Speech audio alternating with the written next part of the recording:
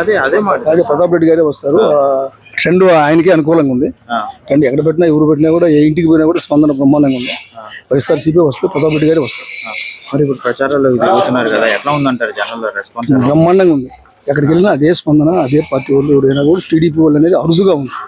అరుదు ఎక్కడైనా మనం ఏళ్ళ మీద లెక్కేసుకోవచ్చు. ఎక్కువ వైఎస్ఆర్సీపీ ఎక్కడ ఎక్కువ ఉంది. మరి ఇప్పుడు ఈ ప్రభుత్వం నుంచి అందిన నిరుద్యోగం పెరిగిపోయింది, అది ఏం ఒట్టు మాటలు ఎంత ఏళ్ళు అభివృద్ధి కూడా ఏం జరగలేదు. టీడీపీ వాళ్ళు చేసే అబోధ కల్పనలు, టీడీపీ చేసే అబోధ కల్పనలు. మరి మీరు కావాలి నియోజకవర్గంలో అభివృద్ధి జరిగిందంటే కనుక ఏమని చెప్పగలరు? ఎందుకని జరగలేదండి? ఎన్నో సంక్షేమ కార్యక్రమాలు లబ్ధి పొందిన వాళ్ళు చాలా మంది ఉన్నారు. ఎన్నో సంక్షేమ కార్యక్రమాలు అమలులోకి వచ్చినాయి.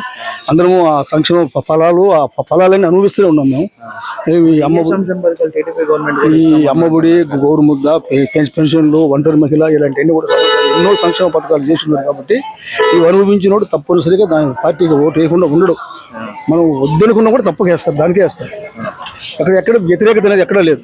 ఏదన్నా 100% వ్యతిరేకత అండి.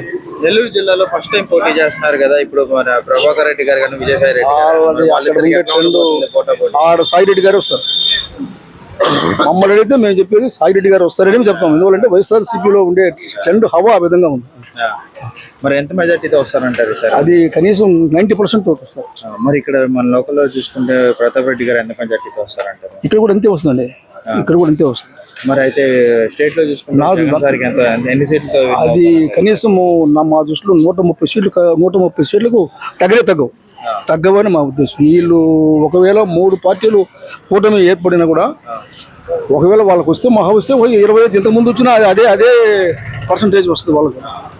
ఈసారి మాత్రం వీళ్ళకి 135 సీట్లు ఖచ్చితంగా. అయితే ఈ ప్రభుత్వం నుంచి కరోనా టైంలో ఎటువంటి సాయం అందిందంటారు?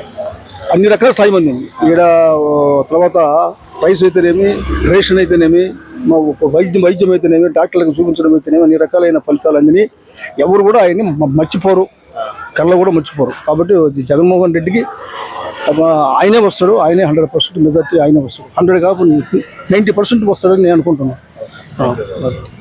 Please subscribe .news.